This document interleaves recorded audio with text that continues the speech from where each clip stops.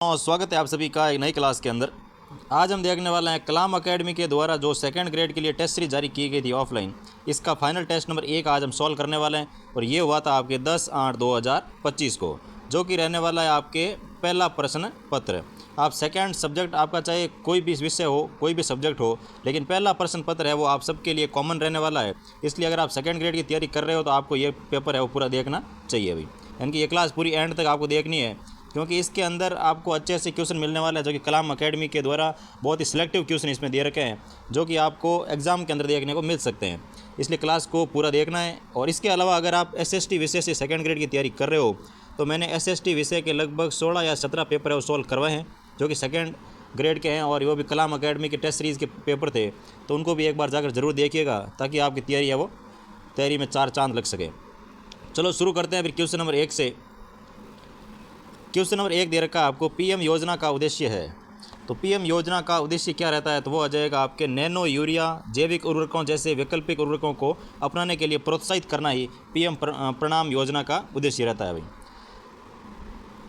Next question देखो, 2 number दे रखा है आपको, कृषि संधारणीयता का एक समग्र सूचकांक यानी कि CIAS के संबंध में निम्नलिखित कथनों में से असत्य कथन की पहचान कीजिए। तो कुछ कथन दे रखे हैं, इसमें से आपको पहचानना है कि असत्य कथन कौन सा है। तो पहला दे रखा है, देखो, यह सूचकांक नीति आयोग द्वारा जारी किया जाता है, तो पहला ही कथन इसमें गलत हो गया। और CIAS का औसत अनुमानित मूल्य जो है वो 0.49 है, बिल्कुल सही है। और राजस्थान में सबसे कम संधारणीय कृषि पद्धतियाँ है, बिल्कुल इसमें भी सही है भाई। और इंडो गंगा मैदानी भागों में जलवायु परिवर्तन प्रभावों का जोखिम कम है, तो ये इसमें आपके असत्य रहने वाला है, यानी कि A और D जो है वो असत्य रहने वाले, बाकी सभी सत्य है भाई। नेक्स्ट क्वेश्चन देखो, 3 नंबर दे रखा है आपको, वैश्विक सेवा निर्यात में भारत के योगदान के संबंध में असत्य कथन है। तो वैश्विक सेवा निर्यात के मामले में भारत का योगदान है, उसके बारे में कुछ कथन दे रखे हैं, इसमें से असत्य कथन कौन सा है उसको आपको पहचान करनी है। तो पहला दे रखा है, वैश्विक सेवा निर्यात में भारत की भागीदारी 4.3% है। दूसरा दे रखा है, वैश्विक सेवा निर्यात में भारत का 5वां स्थान है, ये इसमें आपकी क्या हो जाएगा, असत्य रहने वाला है। सेवा क्षेत्र में भारत के निर्यात का सर्वाधिक योगदानकर्ता देश अमेरिका है। और सेवा क्षेत्र में कंप्यूटर एवं व्यावसायिक सेवाएं उप क्षेत्र 70% योगदान के साथ भारत के निर्यात में सर्वाधिक हिस्सा रखती है, ये भी इसमें सही है, लेकिन ऑप्शन नंबर 2 जो है वो आपके असत्य हो जाएगा भाई। नेक्स्ट क्वेश्चन देखो, 4 नंबर दे रखा है आपको, निम्नलिखित कथनों पर विचार कीजिए। तो कुछ कथन दे रखा है, इस पर आपको विचार करना है और सही विकल्प का आपको चयन करना है भाई। तो पहला दे रखा है, भारत में संयुक्त राष्ट्र में SDG पर स्वैच्छिक वार्षिक समीक्षा रिपोर्ट पहली बार 2017 में प्रस्तुत की गई थी, तो बिल्कुल सही है अभी। स्वैच्छिक वार्षिक समीक्षा रिपोर्ट जो है वो भारत ने पहली बार 2017 के अंदर प्रस्तुत की थी। दूसरा दे रखा है, संयुक्त राष्ट्र आम सभा की तीसरी कमेटी सामाजिक मानवतावादी सांस्कृतिक विषय की भारतीय प्रतिनिधि लक्ष्मी मेनन थी, तो बिल्कुल ये भी सही है इसमें, तो आपके दोनों इसमें सही रहने वाले हैं। नेक्स्ट क्वेश्चन देखो, 5 नंबर दे रखा है आपको, असुमेलित को छांटिए। तो कौन सा इसमें असुमेलित है उसको आपको छांटना है। इसमें एक तरफ दे रखा है मिशन, सामने दे रखा है भारत की भागीदारी वर्ष, यानी कि भारत इस मिशन के अंदर कब शामिल हुआ था वो आपको दे रखा है, और इसमें कौन सा असुमेलित है उसको आपको पहचानना है भाई। तो सबसे पहले दे रखा है आपको, लेबनान में संयुक्त राष्ट्र अंतरिम बल, तो इसमें भारत वह तो 1998 के अंदर शामिल हुआ था। फिर दे रखा है संयुक्त राष्ट्र डिसएंगेजमेंट पर्यवेक्षक बल गोलन हाइटन, तो इसमें आपके भारत होता है 2006 के अंदर शामिल। फिर दे रखा है सूडान में संयुक्त राष्ट्र मिशन, इसमें भारत 2008 में शामिल नहीं हुआ था, ये आपके हो जाएगा गलत। फिर दे रखा है कांगो लोकतांत्रिक गणराज्य संयुक्त राष्ट्र संगठन मिशन के अंदर 2005 के अंदर भारत वो शामिल होता है, तो इसका ऑप्शन नंबर 3 जो है वो आपके गलत रहने वाला है अभी। नेक्स्ट क्वेश्चन देखो भाई, 6 नंबर आपको दे रखा है, आत्मनिर्भर भारत कोष के संबंध में निम्नलिखित कथनों में से सही कथन की पहचान कीजिए। तो कौन सा कथन सही है उसकी आपको पहचान करके इसमें से चयन करना है। तो पहला दे रखा है, ये संभावित विस्तार वाले MSME की इक्विटी फंड प्रदान करने के लिए प्रारंभ किया गया। दूसरा दे रखा है, इसे 60,000 करोड़ रुपए के कोष के साथ शुरू किया गया। तीसरा दे रखा है, इसे कोष में सरकार की ओर से 20,000 करोड़ का प्रावधान रखा गया है, तो इसमें आपके B और C दोनों क्या रहने वाले हैं, सही नहीं रहने वाला है, और एक कथन जो है वो आपके इसमें सही रहने वाला है, यानी कि केवल A इसका सत्य हो जाएगा भाई। नेक्स्ट क्वेश्चन देखो भाई, 7 नंबर दे रखा है आपको, राष्ट्रीय लोक लेखा आंकड़ों के अनुसार वित्त वर्ष 2023 के संबंध में निम्नलिखित कथनों पर विचार कीजिए, और आपको असत्य कथन का इसमें चयन करके बताना है भाई, ठीक है ना। तो सबसे पहला आपको दे रखा है, राज्यों के GSVA यानी कि राज्यों के GSVA में औद्योगिक और सेवा गतिविधियों के शीर्ष हिस्सेदारी वाले राज्य गोवा, सिक्किम और उत्तराखंड रहते हैं। तो ये इसमें आपके बिल्कुल सत्य रहने वाला है अभी कि GSVA के अंदर अगर औद्योगिक और सेवा क्षेत्र में देखा जाए तो शीर्ष राज्य आते हैं वो है आपके गोवा, सिक्किम और उत्तराखंड। दूसरा आपको दे रखा है देश के कुल GSVA में 4 राज्यों गुजरात, महाराष्ट्र, कर्नाटका व तमिलनाडु की हिस्सेदारी 43% रहती है। फिर आता है आपके असम और सिक्किम सहित 8 पूर्वोत्तर राज्यों की देश के कुल औद्योगिक क्षेत्र यानी कि GSVA में हिस्सेदारी मात्र 0.7% रहती है। तो इसमें असत्य कथन पूछा है तो आपके ऑप्शन नंबर सी जो है वो आपके असत्य रहने वाला है भाई। नेक्स्ट क्वेश्चन देखो भाई 8 नंबर दे रखा है आपको। 8 नंबर में दे रखा है आपको भारत के विदेशी व्यापार से संबंधित निम्नलिखित में से कौन सी एक संस्था है वो स्वायत्त निकाय नहीं है। तो कौन सी संस्था एक स्वायत्त निकाय नहीं है उसकी आपको चयन करके इसमें लिखना है। तो वो आ जाएगी आपके भारतीय निर्यात क्रेडिट गारंटी नियम जो है ये आपके स्वायत्त निकाय की संस्था नहीं रहने वाली है। नेक्स्ट क्वेश्चन देखो भाई 9 नंबर आपको दे रखा है लिंकायत नेहरू समझौते के संदर्भ में निम्न कथनों पर विचार कीजिए। तो लिंकायत नेहरू समझौता जो हुआ था इसके संदर्भ में कुछ कथन दे रखे हैं, आपको सत्य कथनों की पहचान करनी है। तो सबसे पहले दे रखा है ये समझौता भारत पाकिस्तान की सरकारों के मध्य सुरक्षा और अल्पसंख्यकों के अधिकारों के संदर्भ में हुआ है। तो बिल्कुल सही है पहला कथन। और दूसरा आपको दे रखा है ये समझौता 8 अप्रैल 1950 को इस्लामाबाद में संपन्न हुआ था। तो ये इसमें आपकी क्या हो जाएगा, गलत रहने वाला है भाई। तो ऑप्शन नंबर 1 इसका है वो करेक्ट हो जाएगा। नेक्स्ट क्वेश्चन देखो भाई 10 नंबर दे रखा है आपको डामोर जनजाति मुख्यतः निवास करती है। तो डामोर जनजाति अब मुख्यतः कौन से क्षेत्र में पाई जाती है। तो वो आ जाएगा आपके सिमलवाड़ा पंचायत समिति के अंदर डामोर जनजाति है वो मुख्य रूप से निवास करती है भाई। नेक्स्ट क्वेश्चन देखो 11 नंबर दे रखा है आपको राजस्थान की एक नदी के संदर्भ में निम्नलिखित तथ्यों को सावधानीपूर्वक पढ़िए। तो पहला कथन दे रखा है उसमें आपको नदी की पहचान भी करनी है कि ये जो विशेषताएं दे रखी है दो ये किस नदी की विशेषता रहती है उस नदी का आपको पहचान करनी है। तो पहला दे रखा है कि यह ऋषभ देव के निकट बिच्छामेड़ा से उद्गमित होती है। और दूसरा दे रखा है कि गोमती तथा सारणी इसकी सहायक नदियाँ रहती है। तो पहला तो है भाई ऋषभ देव के निकट जो बिच्छामेड़ा की पहाड़ियाँ हैं वहाँ से इसका उद्गम होता है। और दूसरा दे रखा है कि गोमती और सारणी जो नदियाँ हैं वो इसकी वो क्या रहती है, सहायक नदियाँ रहती है। तो वो आपके आ जाएगी नदी सोम नदी इसमें रहने वाली है अभी, क्योंकि सोम नदी है वो ऋषभ देव के निकट बिच्छामेड़ा से उद्गमित होती है और गोमती नदी और सारणी नदी है इसकी सहायक नदियाँ रहती है अभी। नेक्स्ट क्वेश्चन देखो 12 नंबर दे रखा है आपको निम्न में से किस जिले में पर्यटन स्थल केला पानी स्थित है। तो किस जिले में पर्यटन स्थल है वो केला पानी स्थित है। तो इसमें आपका आ जाएगा बांसवाड़ा जिले के अंदर केला पानी तीर्थ स्थल या पर्यटन स्थल स्थित है भाई। नेक्स्ट क्वेश्चन देखो 13 नंबर आपको दे रखा है निम्न में से कौन सा युग्म सही नहीं है। तो निम्नलिखित में से कौन सा युग्म है वो सही नहीं है। एक तरफ आपको दे रखे हैं फसल, सामने आपको दे रखे हैं 22-23 में राजस्थान का भारत में स्थान कि कौन सी फसल के अंदर 22-23 के आंकड़ों के अकॉर्डिंग राजस्थान का भारत में कौन सा स्थान रहा है। तो इसमें आपके सबसे पहले आ जाएगा मूंगफली। तो मूंगफली का इसमें 33 स्थान दे रखा है जो कि आपके इसमें गलत रहने वाला है, पहला इसमें आपके गलत आ जाएगा। दूसरा दे रखा है सोयाबीन। तो सोयाबीन के अंदर भारत का जो राजस्थान का स्थान है वो भारत के संदर्भ में तीसरा स्थान रहता है। फिर आता है भाई रेपसीड और सरसों, तो इसके स्थान में आता है आपके प्रथम स्थान राजस्थान का। और बाजरा तो आपको पता ही है राजस्थान का कहते हैं ना वो आधार है बाजरा। तो बाजरा के मामले में देखा जाए तो राजस्थान प्रथम स्थान पर रहता है। तो मूंगफली वाला क्षेत्र इसमें आपके गलत सुमेलित दे रखा है, तो ये आपके इसमें सही युग्म नहीं रहेगा। नेक्स्ट क्वेश्चन देखो भाई 14 नंबर दे रखा है आपको निम्नलिखित में से कौन सा कथन हाड़ौती पठार के संदर्भ में सही नहीं है। तो कौन सा कथन है जो हाड़ौती के पठार के संदर्भ में आपके सही नहीं है उसकी आपको पहचान करनी है अभी। तो सबसे पहले इसमें आपको दे रखा है देखो ये पठार मालवा के पठार का ही विस्तार है, बिल्कुल सही है। जो हाड़ौती का पठार है ये मालवा के पठार का ही क्या है, विस्तृत भाग है अभी। और दूसरा दे रखा है ये पठार, इस पठार की औसत ऊंचाई 600 मीटर है, तो ये इसमें आपके हो जाएगा गलत। ये पठार सर्वत्र धरातलीय एक रूपता नहीं रखता, बिल्कुल से एक रूपता इसमें नहीं रहती है अभी, कहीं पर उबड़ खाबड़ है, कहीं नीचा है, कहीं ऊपर है, ऐसे एक समान ये नहीं है।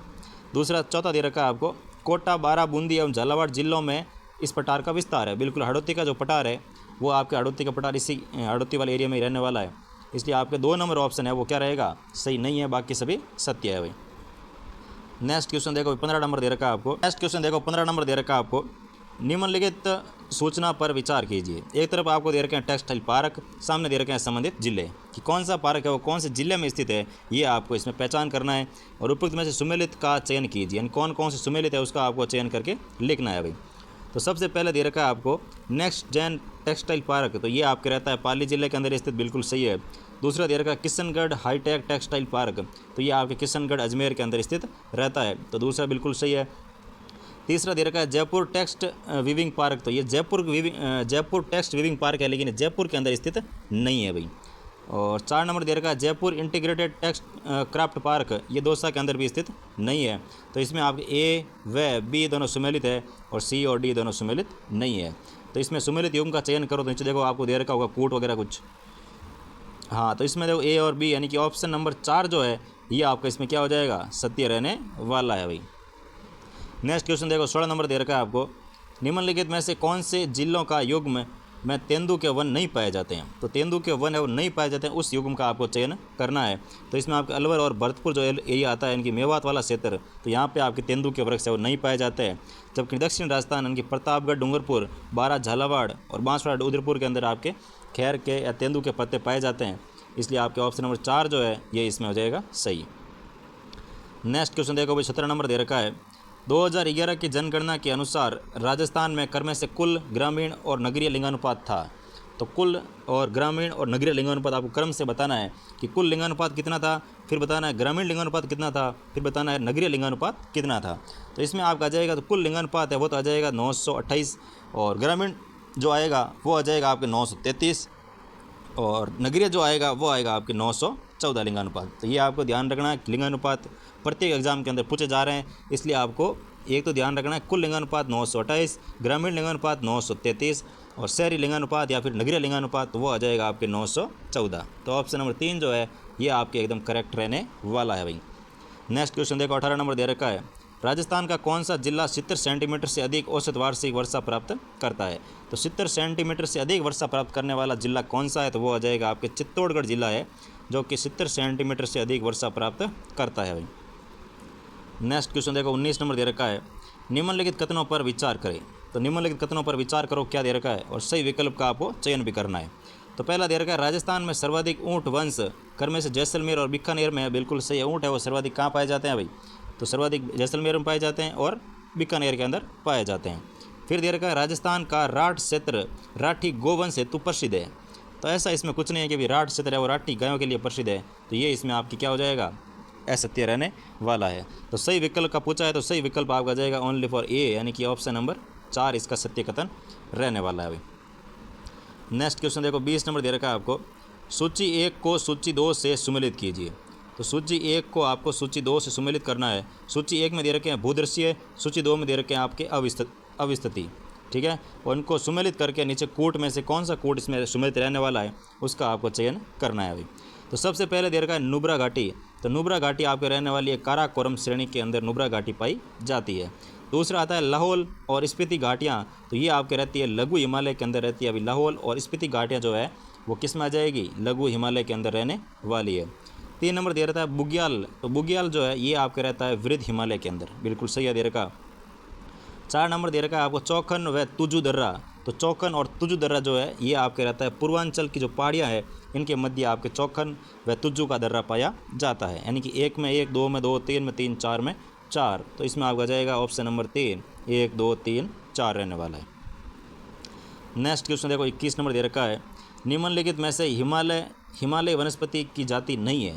तो हिमालय की कौन सी वनस्पति की जाति इनमें से नहीं है उसकी आपको चयन करके लिखना है। तो वो आ जाएगी आपके महोगनी जो है यह हिमालय वनस्पति की जाति नहीं रहती है भाई। नेक्स्ट क्वेश्चन देखो 22 नंबर दे रखा है आपको, निम्नलिखित यानी कि सोलर पार्क और समता में से सुमेलित युग्म है। तो कौन सा इसमें सुमेलित है वो आपको इसमें चयन करके लिखना है भाई। तो पहला दे रखा है कुरनूल अल्ट्रा मेगा सौर पार्क आंध्र प्रदेश के अंदर है, तो वहाँ पे आपके 1000 मेगावाट की क्षमता रहती है, बिल्कुल सही है। दूसरा दे रखा है भड़ला सोलर पार्क जोधपुर के अंदर है, इसकी क्षमता रहती है 2245 मेगावाट, यानी कि सबसे बड़ा मेगावाट कहाँ पे है, तो जोधपुर के अंदर। जोधपुर में भी कहाँ पर, भड़ला गाँव के अंदर स्थित है भाई। तीसरा दे रखा है शक्ति स्थल सौर पार्क जो कि पावगढ़ के अंदर स्थित है और 2000 मेगावाट का रहता है ये भी। तो इसमें आपके तीनों है वो सत्य रहने वाला है, और सुमेलित सही युग्म का सुमेलित करना तीनों आपके इसमें सत्य हो जाएगा, यानी कि ए, बी और सी या सुमेलित रहने वाले हैं। नेक्स्ट क्वेश्चन देखो भाई 23 नंबर दे रखा है, जनगणना 2011 के अनुसार निम्नलिखित में से किन राज्यों में 10 की जनसंख्या वर्धित दर है वो 10% से कम अंकित की गई। यानी कि जनसंख्या जो देश की जनसंख्या वृद्धि दर है वो 10% से कम किन किन राज्यों के अंदर है वो अंकित की गई। तो इसमें आपका जाएगा गोवा और केरल के अंदर है वो 10% से भी कम वृद्धि दर है वो दर्ज की गई है। नेक्स्ट क्वेश्चन देखो भाई 24 नंबर दे रखा है आपको, कथन और कारण दे रखे हैं। और पहला कथन दे रखा है देखो, पश्चिमी तट की तुलना में पूर्वी तट है वो चक्रवातों द्वारा अधिक प्रभावित होता है। यानी कि पश्चिमी तट की तुलना में देखा जाए तो जो पूर्वी तट है वो आपके चक्रवातों से क्या होते हैं, अधिक है वो प्रभावित होते हैं। दूसरा आपको दे रखा है, भारत का पूर्वी तट उत्तर पूर्वी व्यापारिक हवाओं की मेखला में पड़ता है।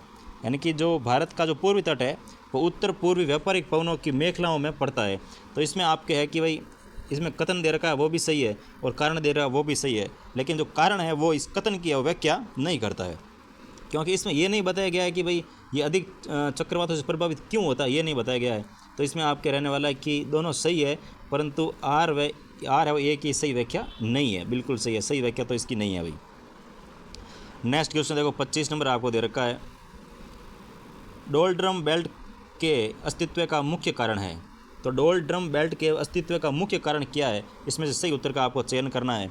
तो सबसे पहले आपको दे रखा है देखो, यह ठंडे प्रदेशों में स्थित है, तो ये तो इसमें हो जाएगा आपके पहला ही गलत।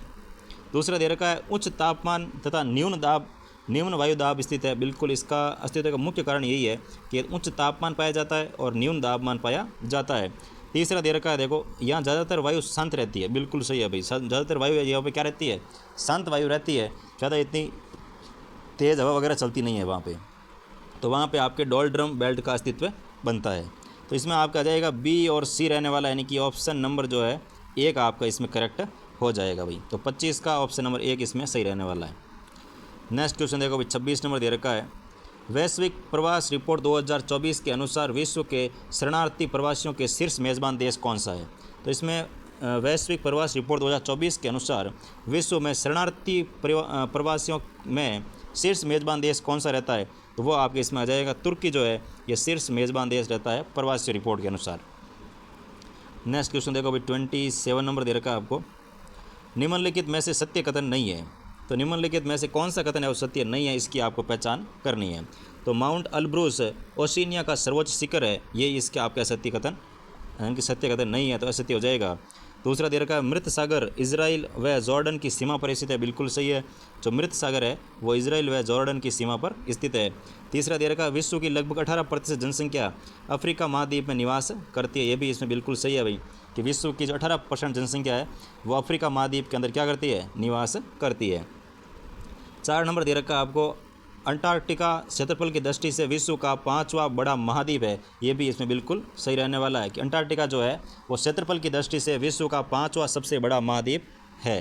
यानी कि इसमें पहला ही कथन आपके असत्य हो जाएगा, बाकी सभी कथन सत्य रहने वाले हैं अभी। नेक्स्ट क्वेश्चन देखो अभी आपको दे रखा है 28 नंबर, निम्नलिखित यानी कि जल संधि और जुड़ाव क्षेत्र आपको दे रखा है, इसमें से असुमेलित युग्म का आपको क्या करना है, चयन करना है।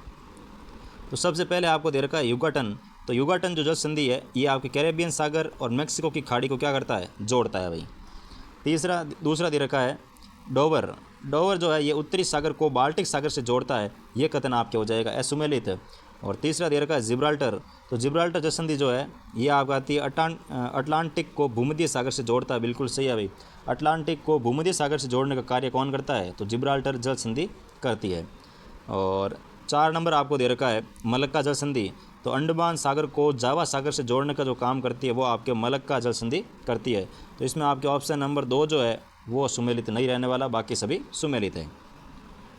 नेक्स्ट देखो भाई 29 नंबर दे रखा है, वर्ल्ड पॉपुलेशन रिव्यू 2025 के आधार पर जनसंख्या की दृष्टि से निम्न देशों का व्यवस्थित अवरोही क्रम है। तो यानी कि वर्ल्ड पॉपुलेशन रिव्यू 2025 के अनुसार जनसंख्या की दृष्टि से निम्न देशों में या निम्न देशों का व्यवस्थित अवरोही क्रम कौन सा है वो आपको बताना है। तो अवरोही क्रम यानी कि भाई सर्वाधिक जो जनसंख्या वो पहले रखना है, फिर उससे कम, फिर उससे कम और फिर उससे कम, ऐसे रखना है, ठीक है। और आपको बोले कि आरोही क्रम, तो आरोही यानी कि सबसे कम पहले, उससे कम, फिर उससे कम, फिर उससे कम और फिर उससे ज़्यादा, यानी कि बढ़ते हुए क्रम आएगा तो वो तो आएगा आरोही क्रम, घटते हुए क्रम आएगा तो वो आएगा अवरोही क्रम। तो इसमें आपके रहने वाला सर्वाधिक जनसंख्या है पाकिस्तान, भारत के अंदर, फिर आएगी अमेरिका के अंदर, फिर आएगी नाइजीरिया के अंदर, फिर आएगी ब्राज़ील के अंदर, यानी कि ऑप्शन नंबर 1 इसका करेक्ट रहने वाला है। नेक्स्ट क्वेश्चन देखो 30 नंबर दे रखा है, वैश्विक जल प्रदर्शन सूचकांक 2025 में जलवायु प्रदर्शन नियंत्रक सूची में भारत ने कौन सा स्थान दर्ज किया था। तो वैश्विक जलवायु प्रदर्शन सूचकांक 2025 में जलवायु प्रदर्शन नियंत्रण सूची में भारत ने कौन सा स्थान दर्ज किया? तो भारत का स्थान रहता है इसके अंदर 10वां। इनके ऑप्शन नंबर 3 इसका करेक्ट हो जाएगा भाई। नेक्स्ट क्वेश्चन देखो, 31 नंबर दे रखा है आपको। राजस्थान के 2025-26 के बजट के अनुसार सुनियोजित विकास एवं नागरिक सुविधाएं शीर्ष के अंतर्गत किए गए प्रावधानों के संबंध में निम्नलिखित में से कौन सा या कौन से कथन है वो सही है, उसकी आपको चयन करना है। तो 2 कथन दे रखे हैं, इसमें से कौन सा सही है वो आपको चयन करके इसका कोट है वो लिखना है भाई। तो पहला कथन आपको इसमें दे रखा है, अंतर्राष्ट्रीय सीमा के निकट निवास करने वाले परिवारों के उन्नयन हेतु 150 करोड़ रुपए का कोष गठित कर मुख्यमंत्री थार सीमा क्षेत्र विकास कार्यक्रम प्रारंभ किया जाना प्रस्तावित है। दूसरा दे रखा है, इसमें 750 करोड़ रुपए के परिवेश से प्रदेश के सबसे पिछड़े 35 ब्लॉक में गुरु गोलंकर एस्पिरेशन नेस ब्लॉक्स डेवलपमेंट स्कीम है लागू की जाएगी। तो इसमें आपका दूसरा बिल्कुल सही रहने वाला है कि 750 करोड़ रुपए का व्यय करके 35 जो पिछड़े ब्लॉक है वहाँ पे गुरु गोलंकर ब्लॉक्स डेवलपमेंट स्कीम लागू की जाएगी। तो इसमें आपके ओनली फॉर बी कथन है वो सत्य हो जाएगा भाई।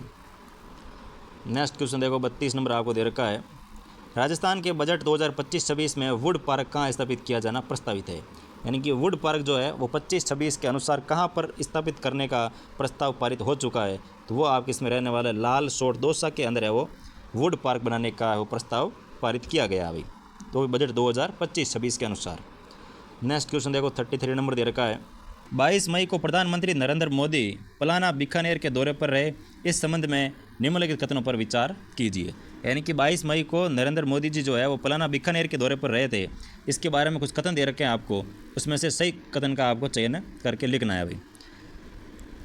सॉरी सत्य नहीं है उस कथन का आपको चयन करना है भाई। नीचे दे रखा है सत्य नहीं है, उपयुक्त में से कौन सा कथन सत्य नहीं है उसको आपको चयन करना है।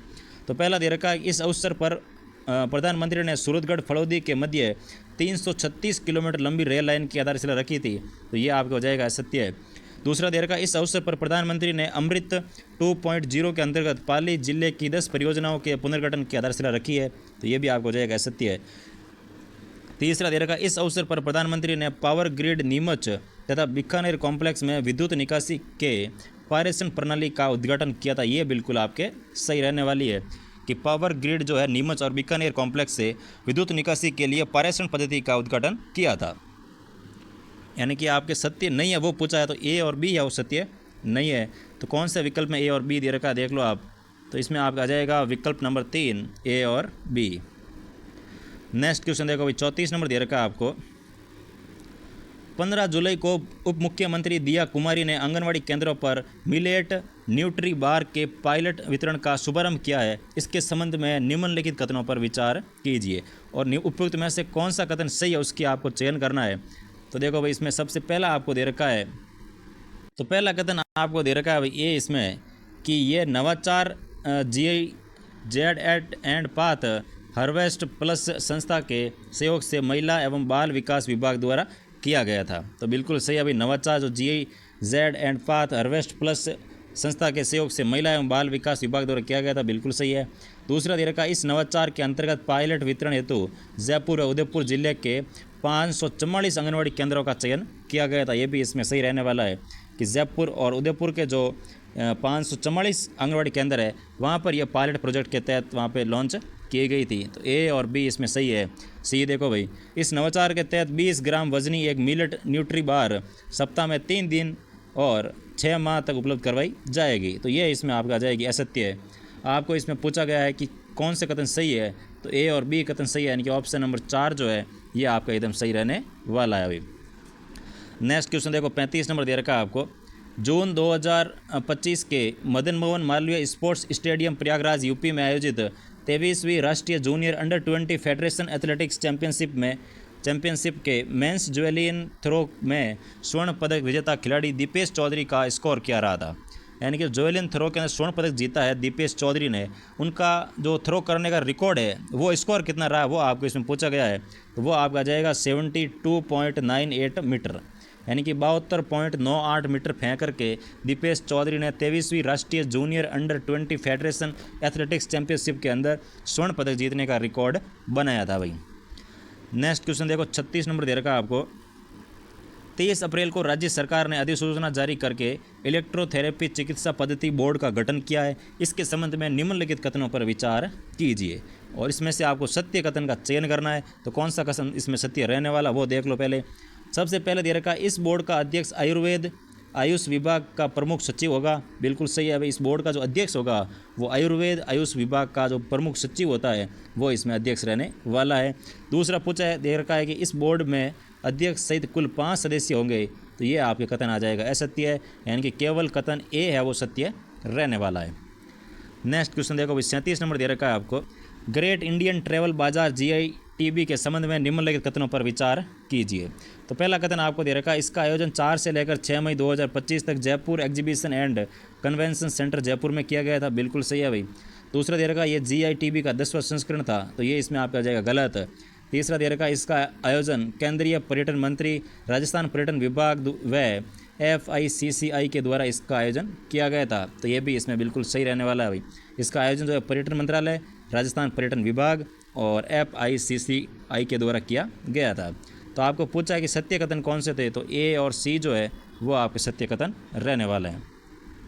तो देख लो A और C किस में आ रहा है, यानी कि ऑप्शन नंबर A की इसका आपके सत्य हो जाएगा।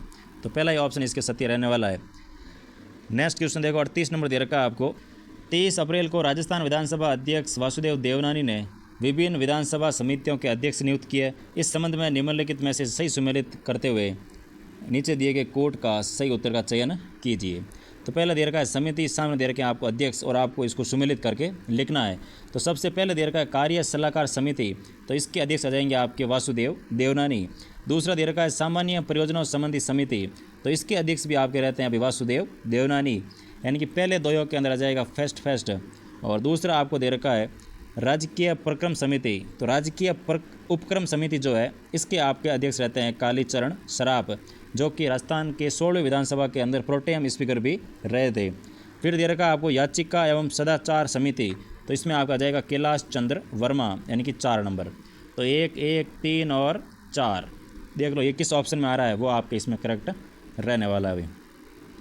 तो 1, 1, 3 और 4 यानी कि ऑप्शन नंबर 3 जो है ये आपके इसमें करेक्ट हो जाएगा भाई। नेक्स्ट क्वेश्चन देखो, 39 नंबर आपको दे रखा है, साहित्य अकादमी वर्ष 2025 हेतु राजस्थानी भाषा का बाल साहित्य पुरस्कार भोगीलाल पाटीदार को प्रदान किया गया। उन्हें यह पुरस्कार किस कृति के लिए दिया गया था, तो उनकी जो कृति रहने वाली है वो आ जाएगा आपके पखेरुवन नी पीरा, यानी कि पखेरुवन री पीरा जो है ये इनकी आपकी पुस्तक रहने वाली है, जिसके लिए इनको बाल साहित्य पुरस्कार दिया गया था भोगीलाल पाटीदार को। नेक्स्ट क्वेश्चन देखो भाई, 40 नंबर आपको दे रखा है, 40 में दे रखा है निरामय राजस्थान अभियान के संबंध में निम्नलिखित कथनों पर विचार कीजिए। तो निरामय राजस्थान अभियान के संबंध में निम्नलिखित कथनों पर आपको विचार करके लिखना है और कौन सा कथन है वो सत्य, इसकी आपको पहचान करनी है भाई। तो सबसे पहले आपको दे रखा है इस अभियान का शुभारंभ 7 अप्रैल 2025 को मुख्यमंत्री भजनलाल शर्मा ने मारवाड़ इंटरनेशनल सेंटर जोधपुर से किया था। तो ये हो जाएगा आपके असत्य कथन। फिर आ जाएगा आपके इस अभियान का संचालन चिकित्सा एवं स्वास्थ्य विभाग द्वारा किया गया था। बिल्कुल सही है भाई, निरामय राजस्थान इसका आपके है वो संचालन चिकित्सा एवं स्वास्थ्य विभाग द्वारा किया गया था। तीसरा आपको दे रखा इस अभियान का उद्देश्य राज्य की पारंपरिक चिकित्सा एवं आयुष पद्धतियों का संरक्षण करना है। तो ये भी आपको हो जाएगा असत्य है। तो इसको सत्य कथन आपके केवल और केवल बी ही रहने वाला है। नेक्स्ट क्वेश्चन देखो, 41 नंबर दे रखा है, निम्नलिखित में से कौन सा युग्म लेखक और रचना सुमेलित नहीं है। तो कौन सा सुमेलित नहीं है उसका आपको चयन करना है। तो सबसे पहले दे रखा है जोगीदास, तो इनकी रचना आ जाएगी आपके बरसलपुरगढ़ विजय। तो बरसलपुरगढ़ जो विजय है ये आपके रहने वाली है जोगीदास की। फिर आता है आपके माधवदास, इनकी रचना आ जाएगी आपकी रामरासो। फिर आती है आपके बादर डाडी, इसकी आ जाएगी आपके वीर मायण। और फिर आती है मेष दादोत, तो रतन जस प्रकाश ये इसकी आपके नहीं रहने वाली है मेष दादोस की। तो ये इसमें आपके सुमेलित नहीं है भाई। नेक्स्ट क्वेश्चन देखो भाई, 43 आपको दे रखा है, निम्नलिखित में से सूची 1 को सूची 2 से मिलान करके सही कोड का चयन आपको करना है। तो सबसे पहले आपको दे रखा है लिंगोद्भव शिव। तो लिंगोद्भव शिव का जो मंदिर है वो आपके कहाँ रहने वाला है, तो वो आ जाएगा हर्षनाथ पर्वत सिक्कर। हर्षनाथ मंदिर सिक्कर के अंदर है आपके लिंगोद्भव शिव का मंदिर रहने वाला है। तो पहले आ जाएगा 4 नंबर। फिर आपको दे रखा है कामदेव एवं रति का जो मंदिर है ये आपके कहाँ रहता है, तो वो आ जाएगा आपके हर्षत माता मंदिर आबानेरी दौसा के अंदर रहने वाला है। तो इसमें आ जाएगा 1 नंबर। फिर दे रखा है आपके गोवर्धनधारी कृष्ण, तो गोवर्धनधारी कृष्ण का जो मंदिर है वो आ जाएगा आपके हरिहर मंदिर ओसिया के अंदर रहने वाला, यानी कि 2 नंबर। फिर दे रखा है आपके महिषासुर यानी कि पूर्ण मानव रूप में एवं देवी का युद्ध करते हुए, तो वो आपके बताया हुआ है अंबिका मंदिर जगत के अंदर, यानी कि जगत उदयपुर के अंदर है वो ये मंदिर स्थित है। तो डी में आ जाएगा 3, यानी कि 4 1 2 3। तो 4 1 2 3 कौन से ऑप्शन में है वो आपको देखना है। तो 4 1 2 3 यानी कि आपके ऑप्शन नंबर 4 जो है वो आपके करेक्ट रहने वाला है भाई। नेक्स्ट क्वेश्चन देखो भाई, 43 नंबर आपको दे रखा है।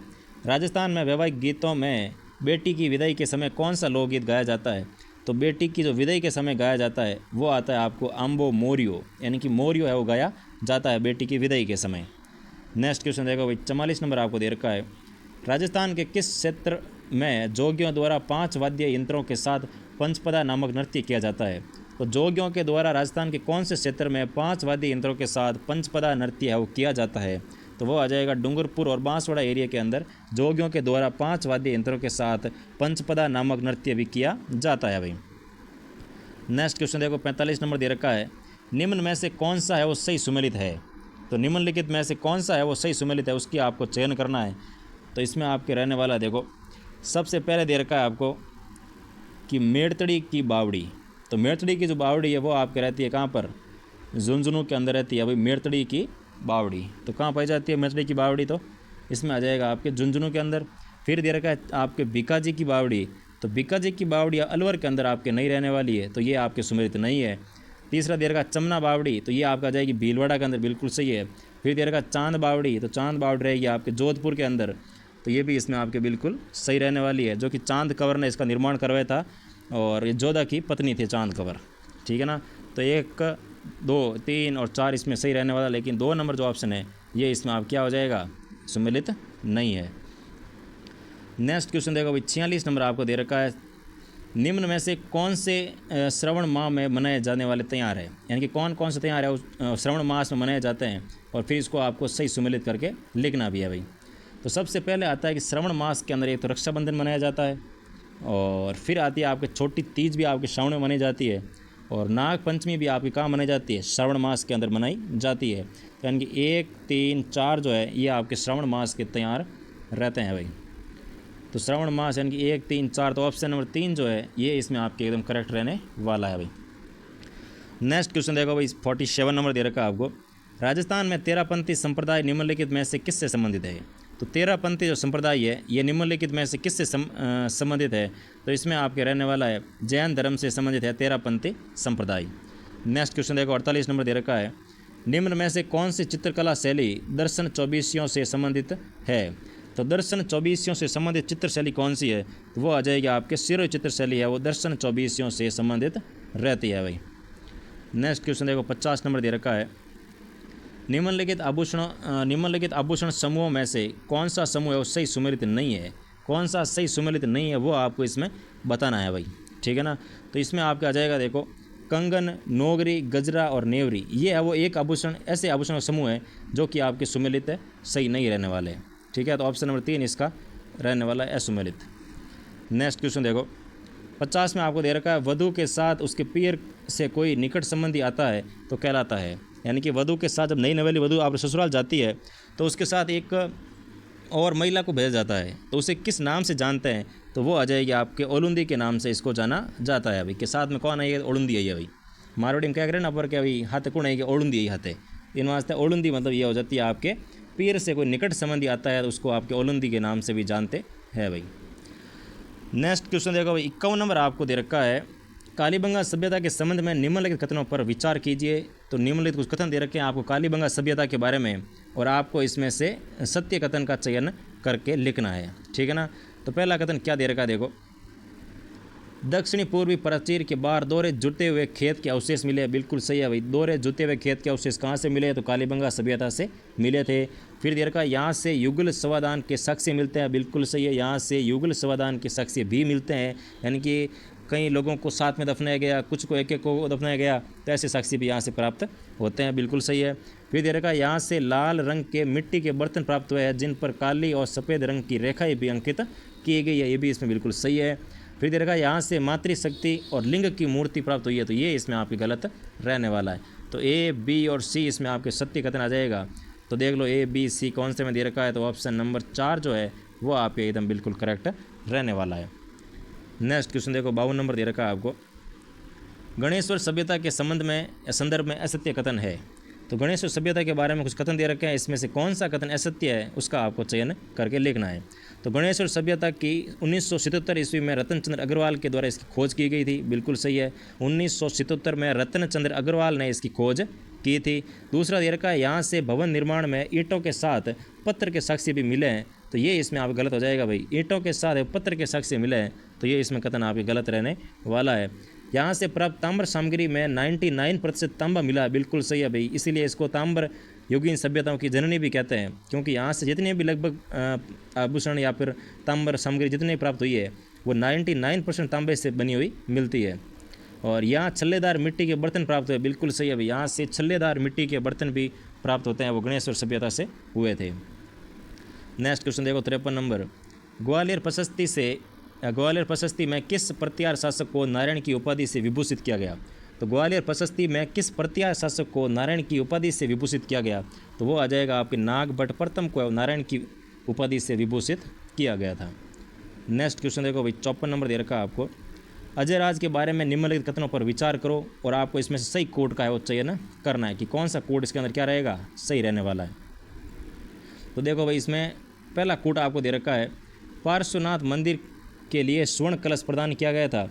तो बिल्कुल सही, अजय राज ने पार्श्वनाथ मंदिर के लिए स्वर्ण कलश प्रदान किया था, तो बिल्कुल सही रहने वाला है। दूसरा दे रखा है, सोने के सिक्के चलाए जो अजय प्रिय दम्भ कहलाए थे।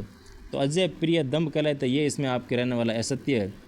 और फिर दे रखा है आपको, अपने जीवन काल में ही राज्य अपने पुत्र अर्णराज को सौंप दिया था, बिल्कुल सही है भाई, इन्होंने अपने जीवन काल के अंदर ही राज्य है वो किसको सौंप दिया, तो अपने पुत्र अर्णराज को सौंप दिया था। तो ये इसमें सही है, तो ए और सी इसका कथन सही हो जाएगा, लेकिन ब इसका है वो सही नहीं रहने वाला। तो इसमें आपका जाएगा ए और सी, यानी कि ऑप्शन नंबर 2 जो है वो 54 का कथन सत्य हो जाएगा भाई। नेक्स्ट क्वेश्चन देखो 55 नंबर दे रखा है आपको, 1301 ईस्वी में अलाउद्दीन खिलजी के सिवाना आक्रमण के समय खिलजी का कौन सा सेनापति है वो मारा गया था।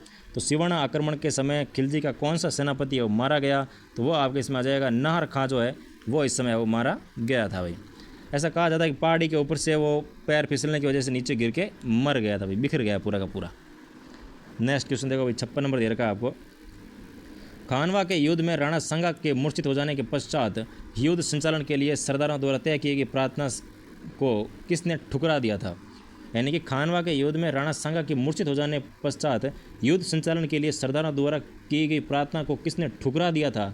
तो इसमें आपका आ जाएगा सलूम्बर के रावत रतन सिंह चुंडावत ने है वो इस सरदारों के द्वारा की गई जो प्रार्थना थी उसको क्या कर दिया था, ठुकरा दिया था भाई। नेक्स्ट क्वेश्चन देखो 57 नंबर दे रखा है आपको, 1857 ईस्वी की क्रांति के समय किसने नीमच छावनी के किले की रक्षा का प्रयास किया था। तो नीमच किले की छावनी का जो किला है इसकी रक्षा के लिए किसने प्रयास किया, तो वो आ जाएगी आपके कप्तान मैकडोनाल्ड ने इसका क्या किया था, सुरक्षा करने का प्रयास किया था, लेकिन ये प्रयास कर नहीं पाए थे। तो यहाँ पे कर्नल अबॉट और इसके 2 बच्चे, इसकी पत्नी, सबको मार के यहाँ से भाग गए थे। नेक्स्ट क्वेश्चन देखो 58 नंबर आपको दे रखा है, बिजोलिया किसान आंदोलन के संबंध में सही नहीं है। तो बिजोलिया किसान आंदोलन के बारे में कौन सा कथन है वो सत्य नहीं है, उसका आपको चयन करना है। पहला कथन दे रखा, मेवाड़ महाराणा ने हामिद हुसैन को किसानों की लाग बाग व बेगार संबंधी शिकायतों की जांच करने हेतु भेजा था। दूसरा दे रखा है, नानजी पटेल ठाकरे पटेल नारायण पटेल ने इस आंदोलन में भाग लिया था, बिल्कुल सही है। बिजोलिया के ये तो मेन किसान थे भाई, नानजी पटेल, ठाकरे पटेल और नारायण पटेल, क्योंकि नानजी पटेल और ठाकरे पटेल जो है ये सबसे पहले मेवाड़ बादशाह के पास, मेवाड़ राजा यानी फतेह सिंह के पास अपनी समस्या लेकर के जाते हैं। तो ये तो इसमें समझ रहने वाले हैं और पहला भी इसमें सत्य रहने वाला है। तीसरा दे रखा है देखो, कांग्रेस के अमृतसर अधिवेशन में विजय सिंह पथिक देसी रियासतों व बिजोलिया ठिकाने में हो रहे अत्याचारों पर आधारित प्रदर्शनी लगाई थी। तो अमृतसर के अंदर ये नहीं लगाई थी भाई, ये इसमें आप गलत हो जाएगा। नेक्स्ट आ जाता है, माणिक्यलाल वर्मा एवं प्रज्ञा चक्षु भंवरलाल ने कविताओं के माध्यम से किसानों को जागृत किया था, बिल्कुल सही है भाई। ये इनकी मतलब ये कवि थे और कवियों की भी कहते हैं ना कि क्रांति के अंदर उनका अहम रोल रहा था भाई, लोगों को मोटिवेट करने के लिए, उनको युद्ध के लिए प्रेरित करने के लिए। तो ये सब है वो कवियों के द्वारा और उस समय ये जो जितने भी विद्वान वगैरह थे इनके द्वारा बखूबी रूप से किया गया था। तो इसमें ऑप्शन नंबर 3 जो है वो आपका सही नहीं है। अमृतसर अधिवेशन के अंदर इनको नहीं गए थे, वो गए थे वर्धा महाराष्ट्र के अंदर जो अधिवेशन हुआ था वहाँ पे इन्होंने प्रदर्शनी लगाई थी बिजोलिया किसान के बारे में, ठीक है ना। नेक्स्ट क्वेश्चन देखो 59 नंबर दे रखा है आपको, निम्न में से कौन सा सुमेलित नहीं है। तो निम्नलिखित में से कौन सा सुमेलित नहीं है उसकी आपको पहचान करनी है। तो इसमें आए करौली प्रजामंडल, त्रिलोक चंद्र माथुर, बिल्कुल सही है। दूसरा दे रखा बीकानेर प्रजामंडल, तो इनके आ जाएगा वैद्य मगाराम, बिल्कुल सही है। तीसरा दे रखा जैसलमेर प्रजामंडल, किशनलाल जोशी, ये आप आ जाएगा गलत। फिर दे रखा झालावाड़ प्रजामंडल, तो कन्हैया लाल मित्तल, बिल्कुल सही है। तो ऑप्शन नंबर 3 इसका क्या हो जाएगा, सुमेलित नहीं है भाई। 60 नंबर क्वेश्चन देखो, भारत सरकार 15 फरवरी 1948 को किस रियासत का प्रशासक SN सप्रू को नियुक्त किया था। तो भारत सरकार ने 15 फरवरी 1948 को किस रियासत का प्रशासक SN सप्रू को नियुक्त किया था। तो वो आ जाएगी आपके भरतपुर रियासत का प्रशासक है वो SN सप्रू को नियुक्त किया गया था।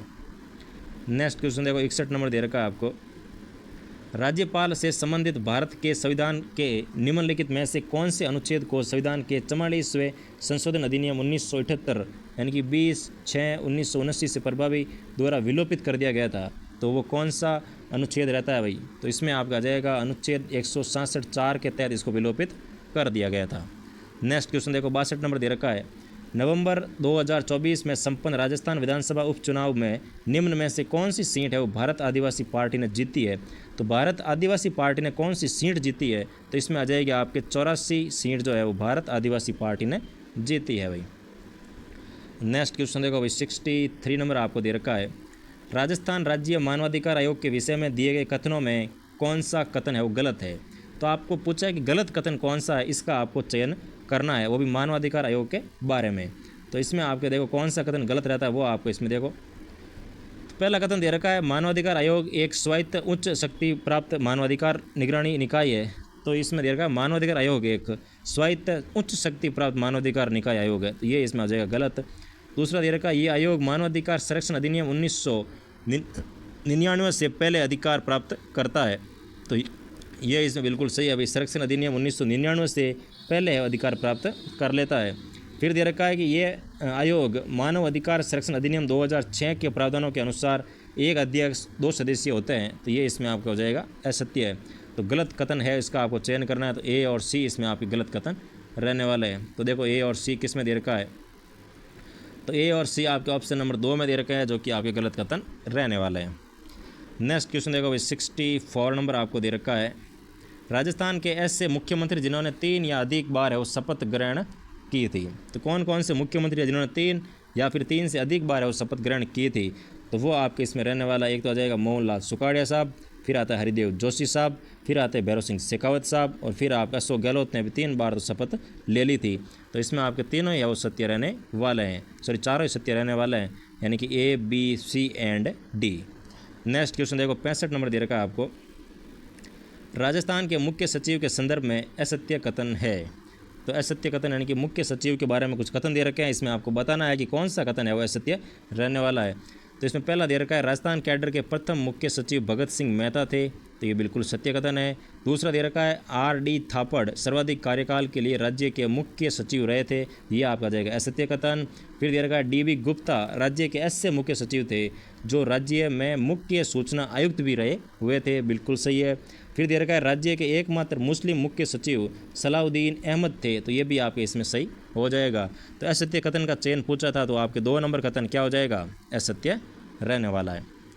नेक्स्ट क्वेश्चन देखो भाई 66 नंबर दे रखा आपको, अनुच्छेद 38 के अंतर्गत राज्य ऐसी सामाजिक व्यवस्था की स्थापना और संरक्षण करके लोक कल्याण की अभिवृद्धि का प्रयास करेगा जिसमें डैश डैश डैश न्याय राष्ट्रीय जीवन की सभी संस्थाओं को अनुप्रमाणित करे। तो इसमें आ जाएगा आपके सामाजिक आर्थिक और राजनीतिक न्याय की राष्ट्रीय जीवन की सभी संस्थाओं को अनुप्रमाणित करे। नेक्स्ट क्वेश्चन देखो 67 नंबर दे रखा है, भारत शासन अधिनियम 1935 के संबंध में असत्य कथन है। तो भारत शासन अधिनियम के बारे में कुछ कथन दे रखे हैं, इसमें से आपको बताना है कि कौन सा कथन जो है वो असत्य रहने वाला है, उसका आपको चयन करके बताना है भाई। तो इसमें देखो क्या दे रखा है, पहला कथन दे रखा है कि प्रांतीय द्वैत शासन समाप्त किया गया था, तो बिल्कुल सही है, प्रांतीय द्वैत शासन समाप्त कर दिया गया था। फिर दे रखा है केंद्र में पहली बार द्विसदनीय विधायिका की व्यवस्था की गई, तो ये इसमें आपके असत्य कथन आ जाएगा। अखिल भारतीय संघ का विचार रखा गया था, विधायी शक्तियों को संघीय, प्रांतीय और समवर्ती सूची में बांटा गया था, बिल्कुल सही है। तो इसमें आपके 2 नंबर जो ऑप्शन है ये इसका असत्य कथन हो जाएगा भाई।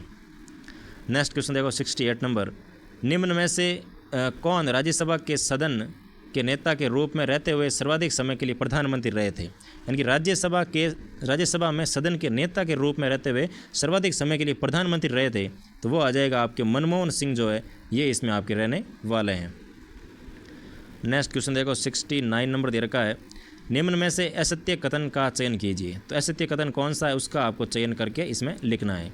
तो पहला दे रखा है देखो कि संविधान सभा ने डॉक्टर बी आर अम्बेडकर को प्रारूप समिति का सभापति निर्वाचित किया गया था, तो ये कथन आपके असत्य आ जाएगा। पहला ही कथन इसमें असत्य दे रखा है कि संविधान सभा ने डॉक्टर बी आर अम्बेडकर को प्रारूप समिति का सभापति निर्वाचित किया गया, ये आपके इसमें असत्य हो जाएगा। प्रारूप समिति का पूरा नाम प्रारूप संविधान की समीक्षा समिति था, बिल्कुल सही है भाई।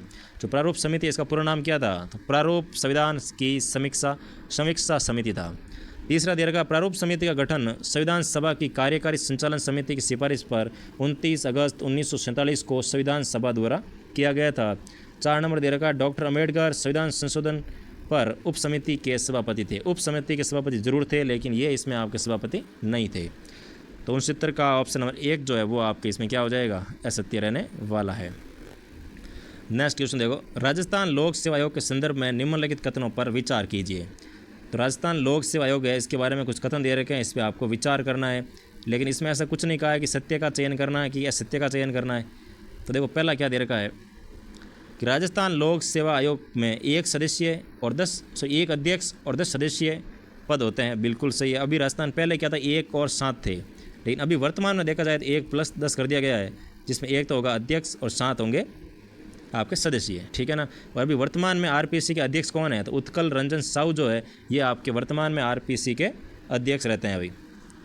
दूसरा दे रखा है, ये पद संवैधानिक है एवं राज्य के महामहिम राज्यपाल की आज्ञा से इन पदों पर नियुक्ति की जाती है, बिल्कुल सही है भाई।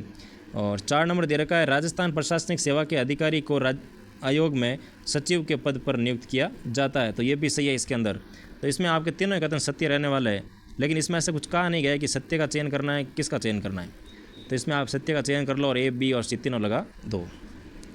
नेक्स्ट क्वेश्चन देखो 71 नंबर, राजस्थान पंचायती राज नियम 1996 की धारा 331(3) के अनुसार यदि सचिव एक पंचायत से अधिक का प्रभारी है तो किसके द्वारा प्रत्येक सप्ताह में 2 सप्ताह के दिनों को निश्चित किया जाएगा जब वह किसी विशेष पंचायत में उपस्थित होगा। तो ये उसका जो समय का निर्धारण है ये कौन करता है? तो इसमें आ जाएगा विकास अधिकारी, यानी कि वीडियो जो होता है वो उनके समय का निर्धारण करता है कि आप इतने दिनों तक सप्ताह में 3 दिन इस पंचायत समिति में रहोगे और इतने 3 यानी कि वो लास्ट वाले 3 दिन जो है वो आप इस समिति के अंदर रहोगे। तो ये आपके विकास अधिकारी आप डिसाइड करता है भाई।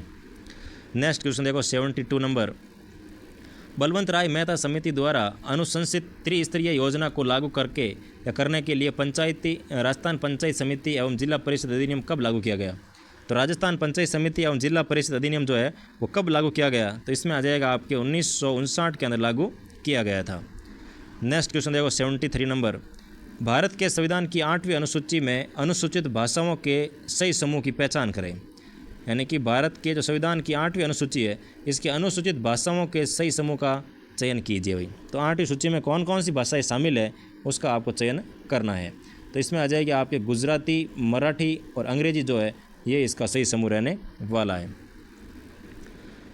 संविधान की 8वीं अनुसूची में अनुसूचित भाषाओं के सही समूह है तो गुजराती, मराठी और आपके अंग्रेजी रहने वाली है अभी। नेक्स्ट क्वेश्चन देखो 74 आपको दे रखा है कि 16वें संविधान संशोधन अधिनियम 1963 की धारा 2 द्वारा मूल अधिकारों के अनुच्छेद 19(2) में कौन सा वाक्यांश अंतः स्थापित किया गया है? तो 19(2) के अंदर कौन सा वाक्यांश जो अंतः स्थापित किया गया? तो इसमें आपका आ जाएगी भारत की प्रभुता और अखंडता, जिसको आपको अंतः स्थापित किया गया था। तो भारत की प्रभुता और अखंडता। नेक्स्ट क्वेश्चन देखो भाई 75 नंबर दे रखा है निम्नलिखित में से सूची 1 को सूची 2 से मिलान करके सही कोड का चयन कीजिए। सूची 1 में दे रखे हैं राजस्थान के राज्यपाल, सूची 2 में दे रखे हैं आपको तत्कालिक मुख्यमंत्री, तो इनको आपको सम्मिलित करके लिखना है भाई। तो सबसे पहले जो आएगा कलराज मिश्र, तो कलराज मिश्र जो है वो राजस्थान के राज्यपाल है, तो इसका आपके सम्मिलित आ जाएगा कौन से मुख्यमंत्री के समय ये आपके कौन से मुख्यमंत्री के समय कलराज मिश्र जो है वो राज्यपाल रहे थे, तो इसमें आपके आने वाला है भजन लाल शर्मा जी के समय वो ये मुख्य राज्यपाल रहे थे। लेकिन अभी वर्तमान राज्यपाल कौन है, तो वो आते हैं हरिभाऊ वांगड़े जो है, ये आपके इसमें वर्तमान राज्यपाल रहते हैं। लेकिन कलराज मिश्र का संबंध भी आपके भजन लाल शर्मा जी से रहता है भाई। नेक्स्ट देखो 2 नंबर दे रखा है आपको सुखदेव प्रसाद, तो सुखदेव प्रसाद का संबंध रहता है आपके शिवचरण माथुर से संबंध रहता है, क्योंकि जब शिवचरण माथुर सीएम साहब थे उस समय सुखदेव प्रसाद है वो राजस्थान के राज्यपाल थे। तीसरा आता है सरदार जोगिंदर सिंह, तो जोगिंदर सिंह का संबंध रहता है आपके बरकतुल्ला खां से, क्योंकि जब ये मुख्यमंत्री थे तो ये इसमें राज्यपाल थे। फिर आता है मदन लाल खुराना, इनका संबंध आ जाएगा आपके किससे, वसुंधरा राजे सिंधिया से संबंधित रहने वाले हैं, यानी कि 2 3 1 4, तो 2 3 1 4 ऑप्शन नंबर 2 जो है ये आपके इसमें बिल्कुल करेक्ट रहने वाला है भाई। नेक्स्ट क्वेश्चन देखो 76 नंबर, निम्नलिखित में से ऐसे राजनीतिक दलों की पहचान कीजिए जिन 2025 में आयोजित लोकसभा आम चुनाव में 10 से अधिक संख्या में सीटें जीती हो, यानी कि 10 से अधिक सीटें जीतने वाले कौन कौन से आपके राजनीतिक चुनाव रहते हैं, कौन से दल थे इसमें पहचान करनी है। तो 10 से अधिक सीटें जीतने वाले एक तो आ जाएगा द्रविड़ मुनेत्र कड़कम, यानी कि DMK जो है इसने 10 से अधिक सीटें जीती थी। बाकी जनता दल सेक्युलर, राष्ट्रीय कांग्रेस पार्टी, राष्ट्रवादी कांग्रेस पार्टी, ये इसमें नहीं रहने वाली, ये भी नहीं रहने वाली, यानी कि द्रविड़ मुनेत्र कड़कम जो है इन्होंने भाई 10 से अधिक सीटें वो जीती है, तो ऑप्शन नंबर इसका ए है वो बिल्कुल सही हो जाएगा।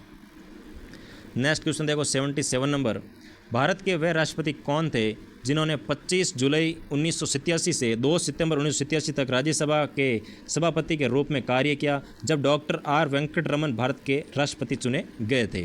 तो इसमें कौन रहते हैं वो राष्ट्रपति, तो इसमें आपका आ जाएगा श्री प्रणब मुखर्जी जो है ये आपके इसमें सभापति के रूप में कार्य किया था।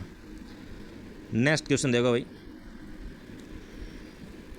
नेक्स्ट क्वेश्चन आपका आता है 78 नंबर कि भारत शासन अधिनियम 1919 के तहत निम्न में से किसको ये अधिकार दिया गया कि वे भारत के लिए एक महालेखा परीक्षक की नियुक्ति कर सकता है।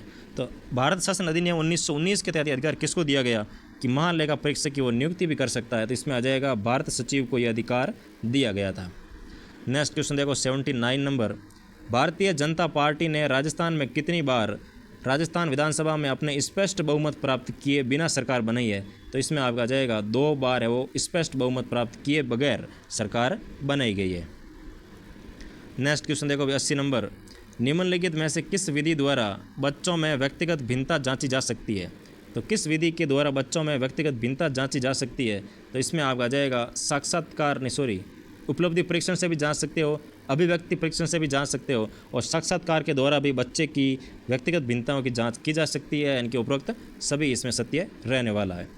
नेक्स्ट क्वेश्चन देखो भाई 81 नंबर दे रखा है आपको, वास्तविक परिस्थिति के अनुसार अपेक्षित प्रतिक्रिया करने की योग्यता बुद्धि है, यह परिभाषा किस मनोवैज्ञानिक ने दी है, यानी कि वास्तविक परिस्थिति के अनुसार अपेक्षित प्रतिक्रिया करने की योग्यता जो है वो बुद्धि है, यह परिभाषा किस मनोवैज्ञानिक ने दी है, तो इसमें आ जाएगा आपके कौन, थॉर्नडाइक इसमें रहने वाला है भाई, तो ऑप्शन नंबर 2 इसका एकदम करेक्ट हो जाएगा।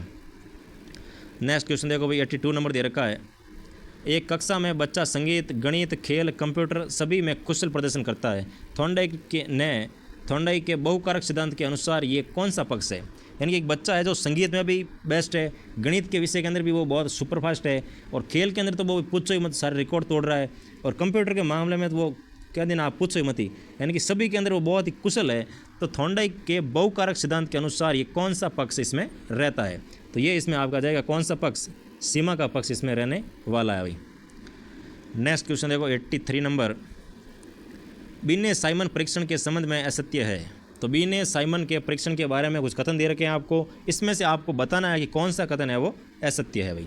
तो इसमें आ जाएगा देखो, ये सभी के लिए उपयोगी है, तो ये पहला ही कथन इसमें असत्य आ जाएगा, ये सभी के लिए उपयोगी नहीं होता है, ये मानसिक आयु के अभाव में ये सूत्र कारगर नहीं है, बिल्कुल सही है, मानसिक आयु के अभाव के न देखा जाए तो ये सूत्र कारगर नहीं होता है, बुद्धि लब्धि मानसिक आयु के प्रत्येक समानुपाती होता है, बिल्कुल सही है, ये प्रथम व्यक्तिगत शाब्दिक परीक्षण था, बिल्कुल सही है भाई, ये प्रथम व्यक्तिगत शाब्दिक परीक्षण रहने वाला, जो कि बीने का साइमन परीक्षण था। नेक्स्ट क्वेश्चन देखो भाई, 84 नंबर दे रखा है, विकास के संबंध में असत्य है। तो विकास के संबंध में कौन सा कथन असत्य है उसकी आपको चयन करके लिखना है। तो इसमें दे रखा है, इसे देखा और जांचा जा सकता है, बिल्कुल सही है। इसमें पुराने लक्षण स्थायी ना रह करके लुप्त हो जाते हैं, और इसे 3 विशेष दिशा शरीर अंग विशेषण, शरीर ज्ञान और व्यवहारात्मक में मापा जा सकता है, बिल्कुल सही है।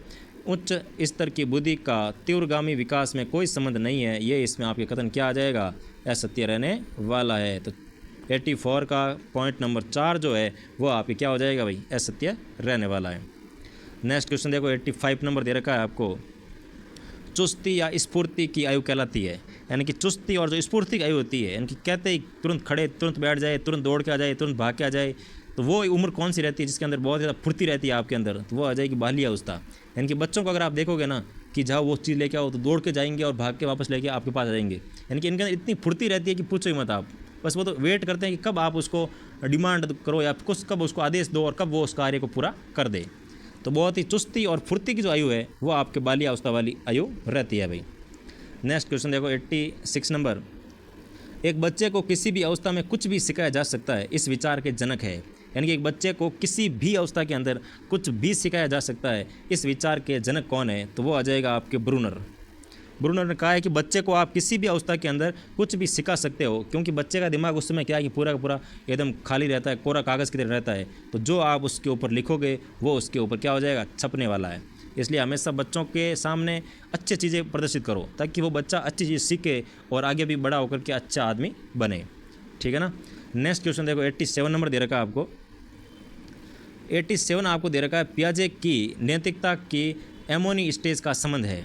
तो पियाजे, जीन पियाजे के जो नैतिकता की जो एमोनी स्टेज है, इसका संबंध किससे रहता है, तो वो आ जाएगा आपके इनमें से कोई भी नहीं रहने वाला अभी, न तो नैतिकता, यथार्थवादी, न समानता, न सापेक्षता, इसमें आपके किसी से संबंधित नहीं था।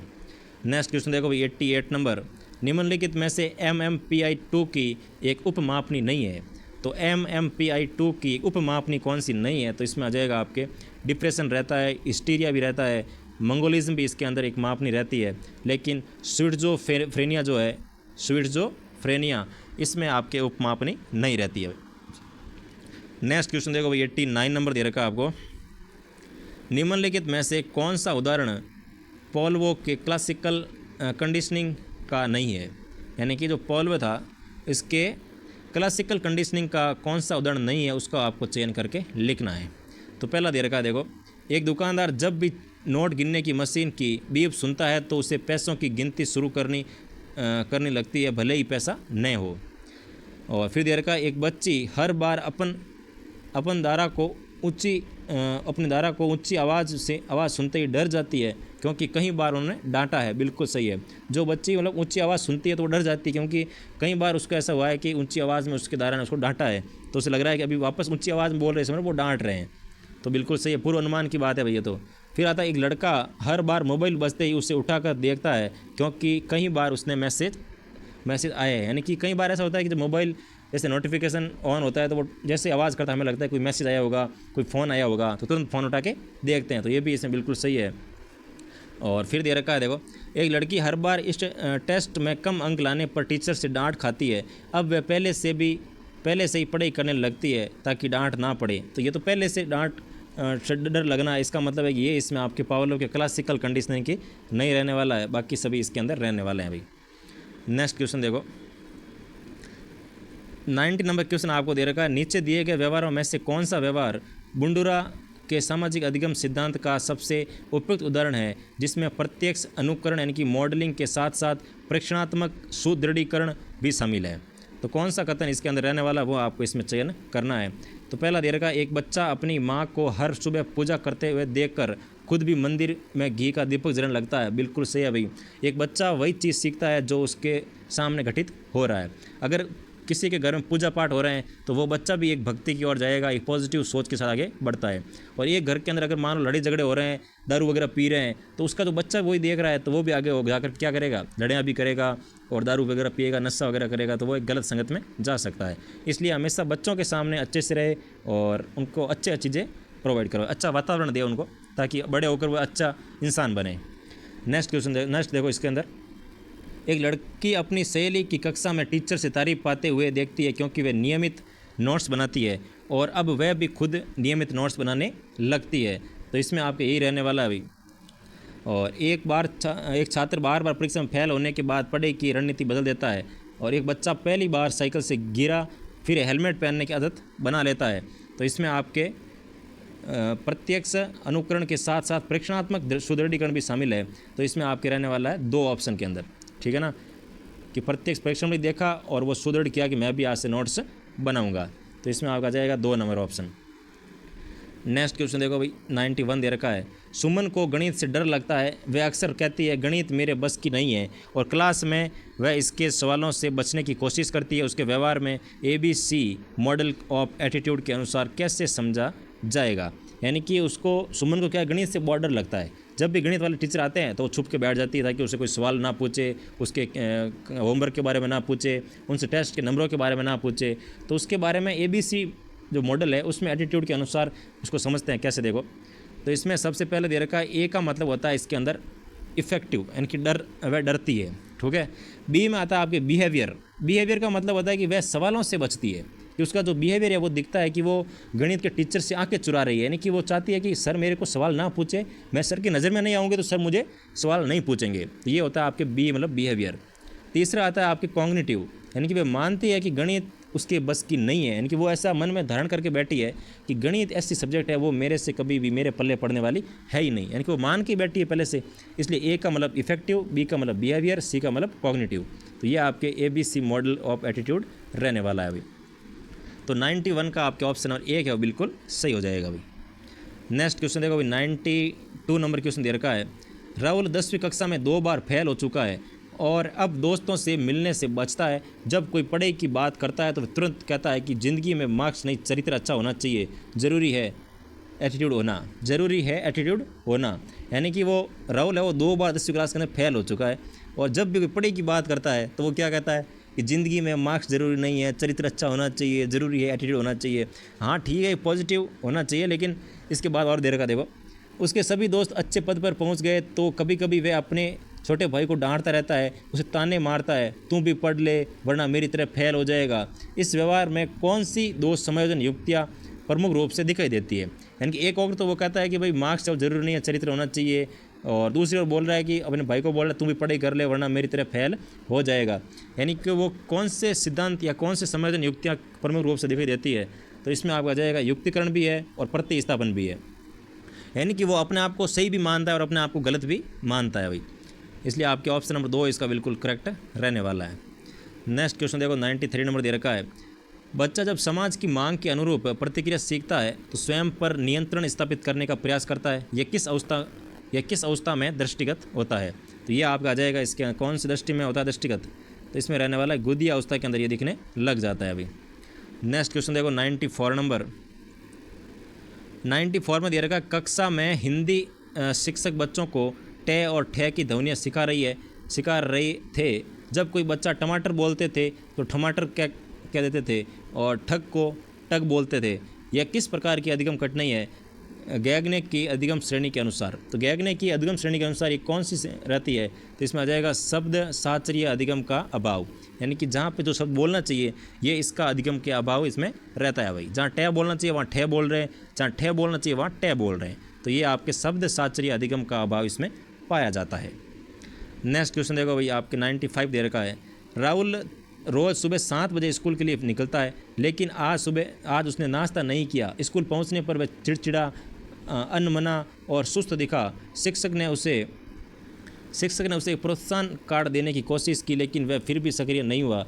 जैसे ही टिफ़िन टाइम हुआ उसने झट से खाना खाया। कुछ देर बाद सामान्य रूप से कक्षा में भाग लेने लगा। यानी कि जो ये चिड़चिड़ापन है, अनमना है, सुस्ती जो थी, इसका मूल कारण क्या था कि वो खाना नहीं खा पाया था। तो इसमें आपके कौन सा सिद्धांत रहने वाला है। तो इसमें थ्योरी काम करने वाली है ड्राइव रिडक्शन थ्योरी जो है इसमें काम करने वाली है अभी। नेक्स्ट क्वेश्चन देखो, 96 नंबर दे रखा है। निम्नलिखित में से कौन सा व्यवहार प्रतिभाशाली बालक की विशेषता नहीं है। तो प्रतिभाशाली बालक की विशेषता कौन सी नहीं रहती है, तो इसमें आ जाएगा आपके सीखने की गति औसत से भी धीमी होती है। तो ऐसा प्रतिभाशाली बच्चे के अंदर कभी नहीं होता है। प्रतिभाशाली बच्चे की जो सीखने की गति होती है वो औसत से तो बहुत ज़्यादा आगे होती है अभी वो, क्योंकि वो बहुत जल्दी सीख जाता है। एक बार टीचर ने बोर्ड पर कुछ लिखा या मान लो टीचर ने कुछ बोला तो उसके तुरंत दिमाग में चीज़ छप जाती है, यानी कि सीखने की गति है उसकी वो बहुत तेज़ होती है। तो ये इसमें आपकी विशेषता नहीं रहती है। नेक्स्ट क्वेश्चन देखो भाई 97 नंबर दे रखा है आपको। असर्शन यानी कि ये दे रखा है आपको, कथन दे रखा है, उद्भवन चरण में व्यक्ति समस्या को कुछ समय के लिए छोड़ देता है लेकिन समाधान की प्रक्रिया अवचेतन मन में जारी रखती है। यानी कि उद्भवन चरण के अंदर तो वो क्या करता है, व्यक्ति समस्या कुछ समय के लिए छोड़ देता है लेकिन समाधान की प्रक्रिया अवचेतन मन में वो जारी रखता है। तो इसका कारण क्या देखो, उद्भवन चरण में समाधान की झलक तुरंत मिलती है क्योंकि व्यक्ति सतत उसी पर विचार करता है। इसमें आपको सही विकल्प का चयन करना है। तो इसमें आपको आ जाएगा, इसमें कथन तो सही है लेकिन इसका रीज़न है वो क्या हो जाएगा, गलत रहने वाला है।